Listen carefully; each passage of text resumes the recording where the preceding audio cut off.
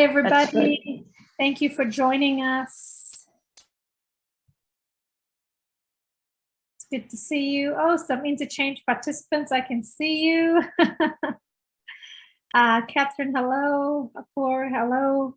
If you're from Interchange, just so we know, put it on chat. If you're joining us from the Interchange program, it'd be good to know if you're from the program, or if you're based wherever in Australia, around the world, also let us know on chat. Just good to know who's always in the room. So we might kick off just in a few minutes. You could just give us a little bit of time because we had a few people registered. They're still waiting on.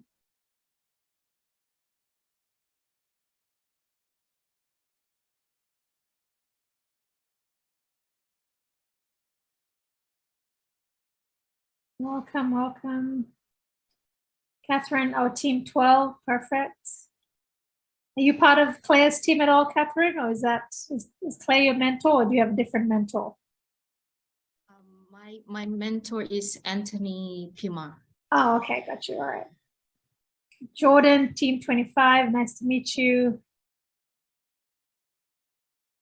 Perfect, Apuria, team 19, awesome. Okay, so this half an hour tends to go really quickly, so we might kick off. Christine, I've made you the co-host. If you see anyone else in the waiting room, please let them in. So for everyone that's joined us, thank you for giving us your lunchtime, definitely lunchtime in Sydney. This is the Skills Gap webinar series. We have one every month where we try to talk about skills that matter, that employers look for. As a quick introduction, my name is Natasha Monasinghe. I'm the CEO of Frank. For the Interchange participants, we're working with you to deliver the program. But what we do essentially is we're a training and education company, and our job, the reason we exist, is to prepare graduates for the world of work, whatever that's going to look like. It's changing so much, it's changing so fast. What are the skills in demand? What do employers want? We sort of come in and train to that. And the reason we're called Frank is we try to do it in a very practical, no nonsense way, in a very frank and honest way. That's sort of the rationale behind the name. Today, we're going to be speaking to Claire Barth, who's had a lovely, interesting career. The topic is really about being the CEO of you, being agile, being resilient in your career. Claire has been a sort of a tech finalist in terms of mentoring, in terms of her field in IT. She's based in regional Australia, so built an amazing career whilst also based regionally. So sometimes you'll find with Claire's career, she talks about it. It's unconventional. She sees the trends and sees it in advance. So Claire, I'm going to pick your brain a little bit about how you do that. She was finalist in the 2020 BT Awards. She also has a career spanning from Rio Tinto, the Electricity Commission, to City of Newcastle, and she's done some great work at the City of Newcastle. Mentoring, coaching, supporting is really one of her key strengths and ethos, and she's definitely given back to the Interchange program as an example with us over the years. So Claire, it's lovely to have you. I've given a very short intro, but I'd love to maybe, once we sort of get the slideshow down, really get from you what your career journey has looked like, what the zigzags have looked like, and how you've sort of ended up where you are. In terms of an agenda, so as I said, yes, how do you, develop this skill of being agile, resilient, particularly now when there's so much change happening? How do you build a great career that you're successful, but also, I believe, fulfilling and meaningful? What does that look like? I know we have a few different sort of groups in the audience, but really these webinars are focused for graduates and students. So, if you're definitely a young professional or staff member working with graduates and students, welcome. We want to really make sure that we're talking to graduates. You're the ones that are going into the workforce. You're Zoom maestro, so you may not want to hear this, so you know all this, but in terms of Zoom best practice, please send some questions on chat. I have a couple of questions for Claire, but I want you have better questions than I do. So I definitely want to hear from you. Put them on chat if anything comes up, and we'll pitch them to Claire for her to answer. Just like you're doing, please keep yourselves on mute unless you're speaking. We love seeing you on video, so thank you, Catherine, for joining on video. It's lovely to see the humans when you're speaking. It makes a big difference. And we're also recording this session just so we can share it with you after the program, but also we can share with the larger network. So that's my spiel. Claire, welcome. So let me just start with you, Claire, in terms of your career. So tell us a little bit about, I've given the highlights. what has it been like, and how have you kind of ended up where you are? Okay, well, thanks, Natasha, and thanks for inviting me to share some of my experiences today. And I'm looking forward to hearing from the students to see what their, I guess, concerns are about working in the workplace today. So a little bit about me. I actually grew up in Brisbane, so I guess in Australian terms, it's a banana bender. So I went to school in Brisbane, and I actually studied and loved mathematics and sports. I was a hockey player, and when I went to school, computers weren't even a thing. They were big mainframes off in secret labs in universities or at NASA or something like that. So when it came to the stage that you guys are at of actually picking my career, I had no idea. And I guess how I started was I went and spoke to people about what I could do in mathematics, and someone said, oh, maybe you should try computing. And I thought, all right, I'll give it a go. What can it be like? So I went to university in Canberra, and I was actually only myself and one other girl that was actually at university doing the IT course. And most of the students were actually middle-aged men who were working in the public service in Canberra at the time. So little me felt quite intimidated and didn't know really how I'd stack up against these older men. And so from there, I did get through my degree, and I had a few hiccups along the way. It wasn't smooth sailing, and failed a couple of even computing subjects, but got my degree and ended up going to Sydney. And my goal in my first job was actually to earn enough money to travel and see the world and take a gap year of a year. So, so I started off as a coder. So I am a geek, I will confess. And I loved it. I didn't really like it during my studies, but I loved it once I got in the workforce. And I hit that goal in 2 years of actually saving enough money to travel. So I travelled and came back to Canberra after just over a year away to work for a large mining company, Rio Tinto, based in Canberra. And again, it was unusual because Canberra is full of public servants in government jobs. And I was in a very corporate, big business, private company. So it was quite different. And again, it allowed me to expand on the skill set I had, but actually travel with the job with Rio Tinto. And actually, I think at the time there were about 7 of us in IT for the exploration arm, and we were dotted all around Australia. So there was only me and one other IT person in Canberra, and the rest were geologists and librarians and geophysicists and all different manner of skills.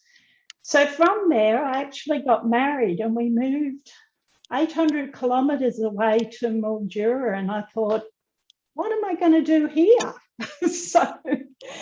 So I thought I really liked working for Rio Tinto, and so it was my first chance at actually writing a business case verbally, I guess, and negotiating working from home. And in those days, there wasn't really the communications and the networks available. So they had to put a dedicated line in from Canberra to Mildura, which went to my bedroom in my house. And so I continued to write software for a couple of years and loved it. But I guess that the lesson I learned was that you need to negotiate along the way and just try things and adapt wherever you are. So just a couple of other highlights. I also learned that when I had children, I needed to be a bit more adaptable with how I was working. So I actually found that stage of my career I spent in developing my own software company so that I could actually do consultancy work and get my hours to suit me rather than the business. And when I came to Newcastle later in life, when the children were older, I could actually give back a bit more of my time to the business. And so as I increased in responsibility at City of Newcastle, I took on more and more senior roles that I could give my time to, and the family was getting older, so they could manage their time a little bit easier. So I loved it. I loved working with systems, and I loved working in different roles, and being the CEO of, the CIO of Newcastle Council meant that I moved into a more strategic area of looking at how their whole organisation's IT needed to be. But the lesson I learned the most was you need to work with the business areas. In IT, it's not about putting a system in if you don't bring the people with you. And so it is about embracing change with those leaders that want to embrace change along the way. Yeah, thanks, Claire. So I picked up so many pointers from that. So from when you moved to Mildura and you essentially have to put the case to the business, the company, Rio Tinto, to go, okay, my circumstances have changed, but I still want to work with you. And here's the business case. So do you think that's still relevant for graduates these days in terms of if we want flexibility, you know, if we want more time, if we want to stay in one location and the company's based in another?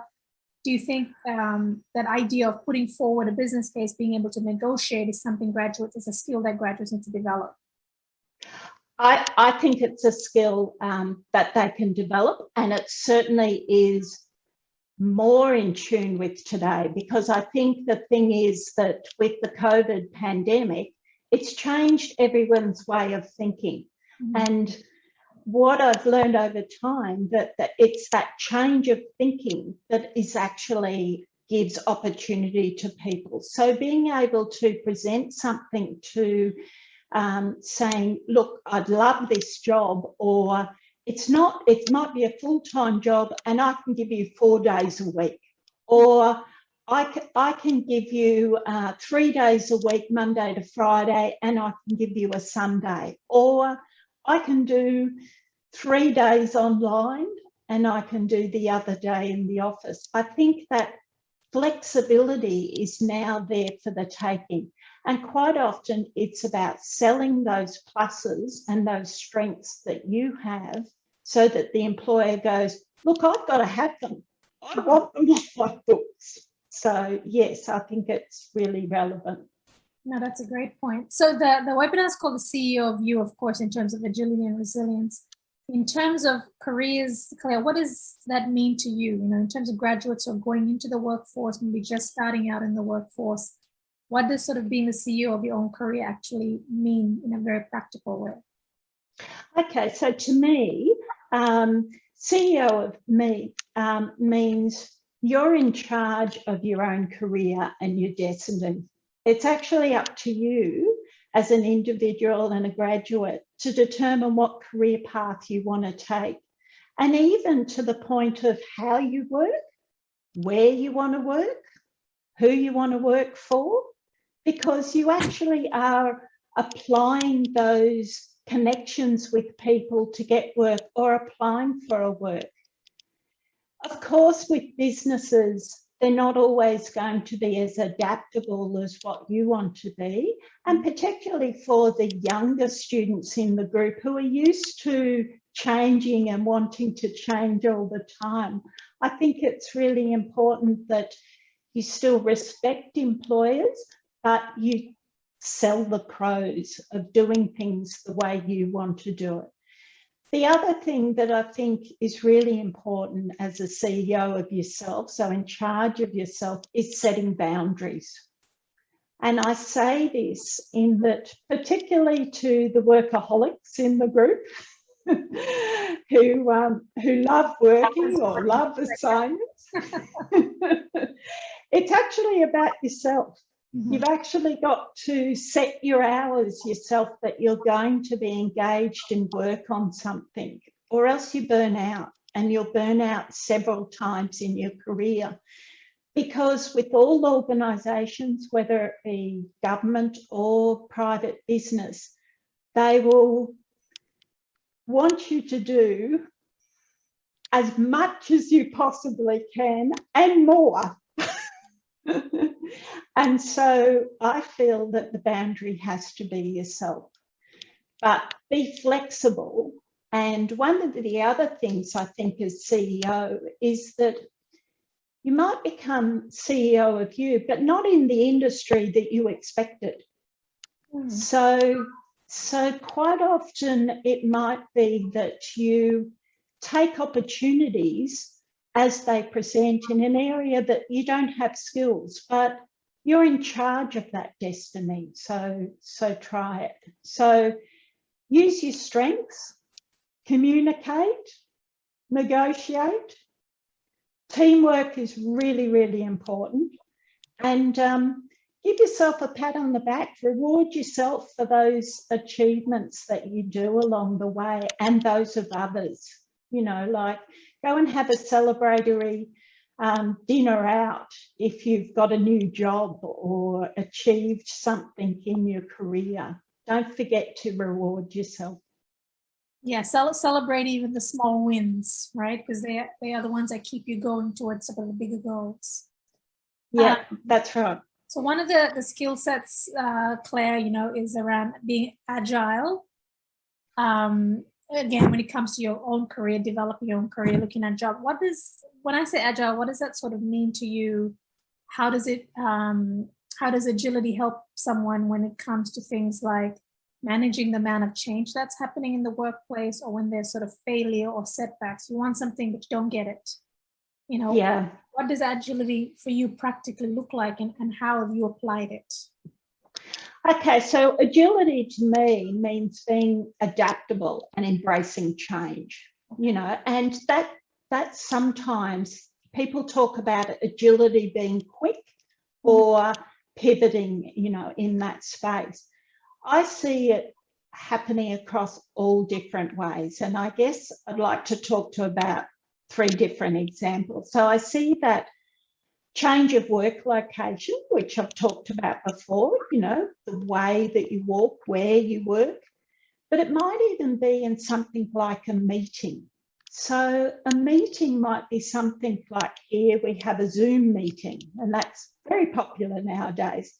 But what about a walk and talk with a one-on personal evaluation to get some feedback with the team member or your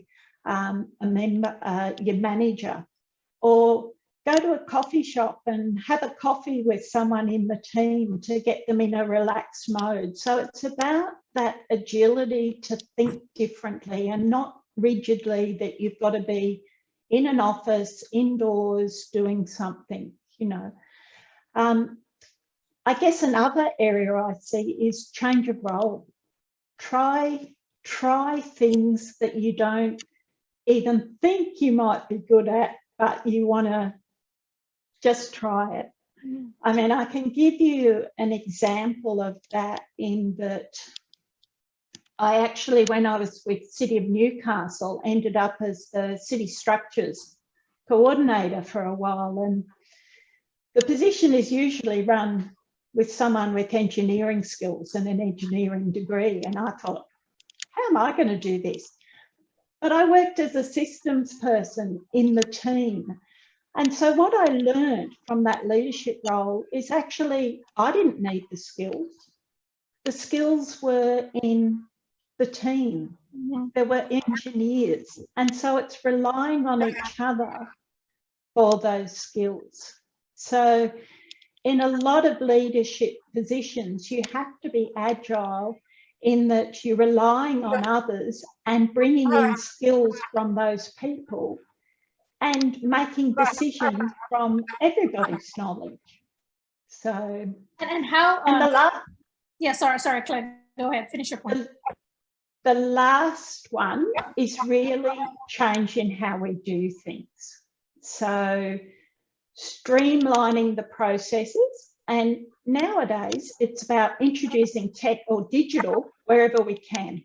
COVID's enabled us to do that. So I think in the IT space, we talk about sprint delivery of projects, and you might see sprint delivery of apps coming out. And certainly the interchange program is encouraging that mindset of thinking quick.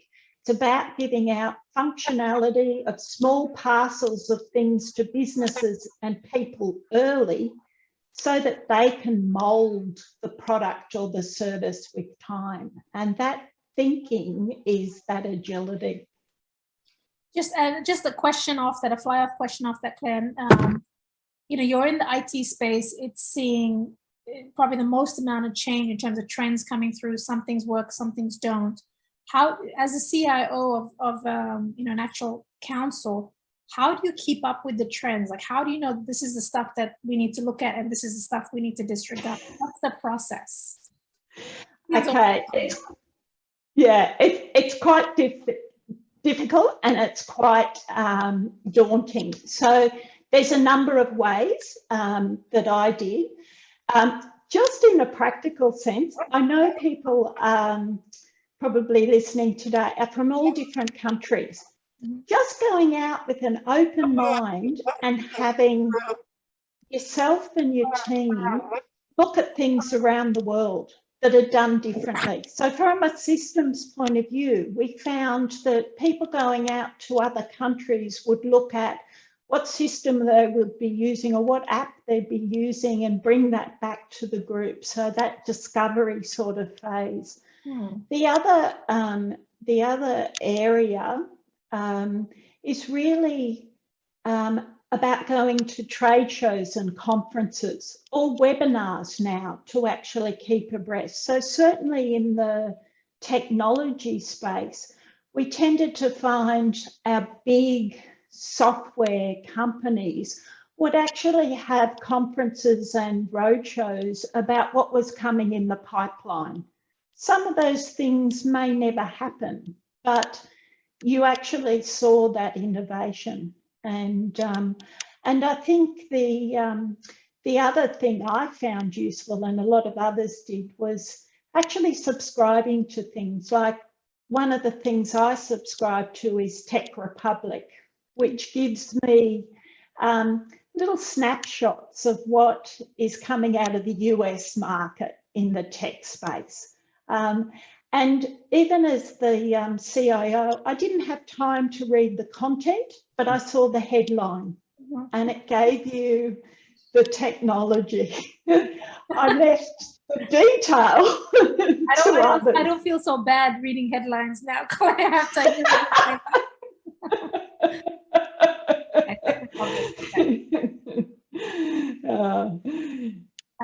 all right, so I mean, we're already coming very close to the end. So if you're on the webinar and you have any questions for Claire, please pop them onto chat. I'm coming down to my sort of final two questions.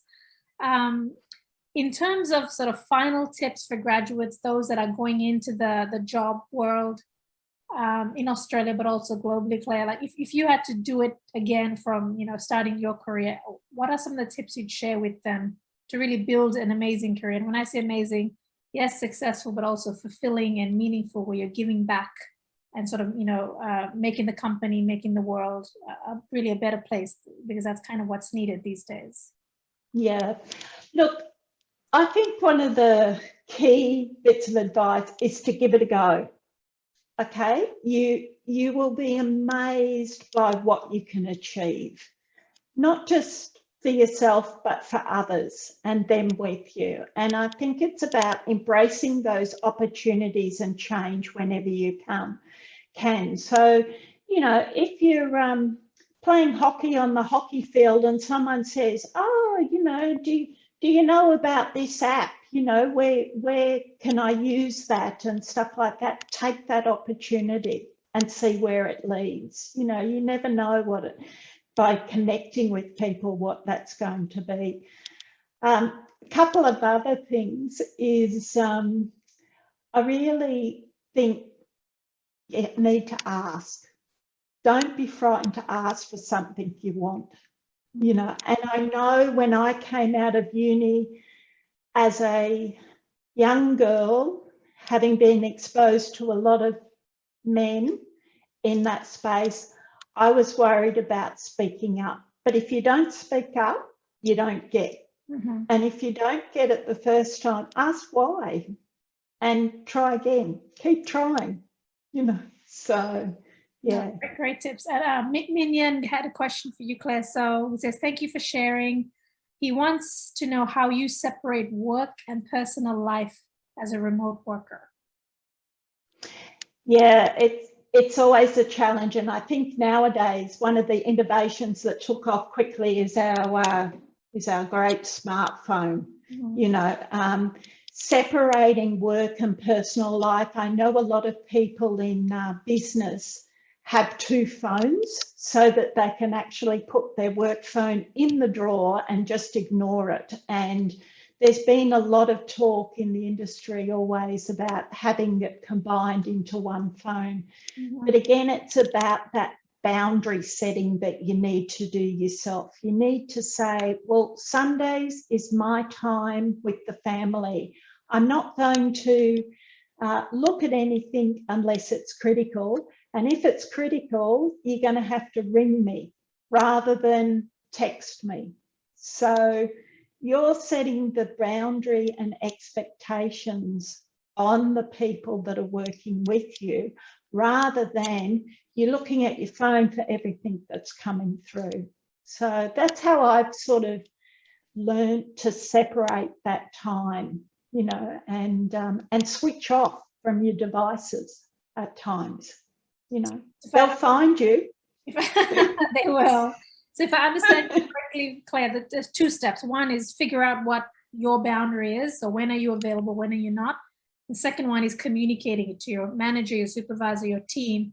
And well, I guess the third step, then stick to it. Don't pick up the phone. Stick to it. Yeah. Stick to it. And obviously there's times when it's different. Like, be present in the moment. If you're in a meeting with people, don't be looking at your phone all the time. It's a distraction. But communicate that, oh, someone's having a baby in my family and I need to know. I've got to have my phone with me. So excuse me if I do watch it today. And people are understanding. So it's about that communication. No, great tip. We had Abdullah come through. His question was, how can you best cultivate resilience in a rapidly changing and ambiguous business workspace? Wow. That's an interesting question. Yeah. You have 30 seconds, Claire.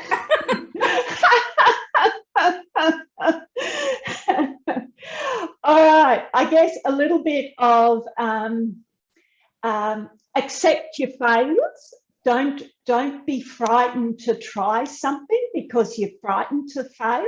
So give it a go and just accept that you might have to do a lessons learned when you make a mistake. And we all make a mistake, in our careers. So build and accept that others will make those mistakes as well. So it's about doing a lessons learned, what worked well, what didn't work well, and what you can do differently next time to improve on that.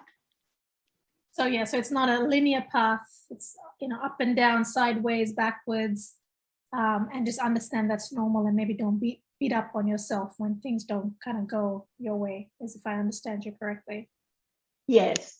And Apurva was just sort of reflecting and said, when you said you didn't like coding, but you eventually liked it when you started your job, he says that he can relate to that because he finds himself struggling with coding at times, but he thinks he'll be fine when he gets in. So thanks for sharing that. And Apurva, I can say I also, even though my background's in law, I did a a coding boot camp and became a software developer. And I struggled during the boot camp and I hated it.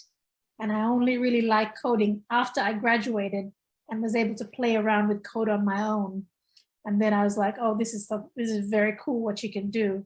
But it took a while for that to settle into my brain.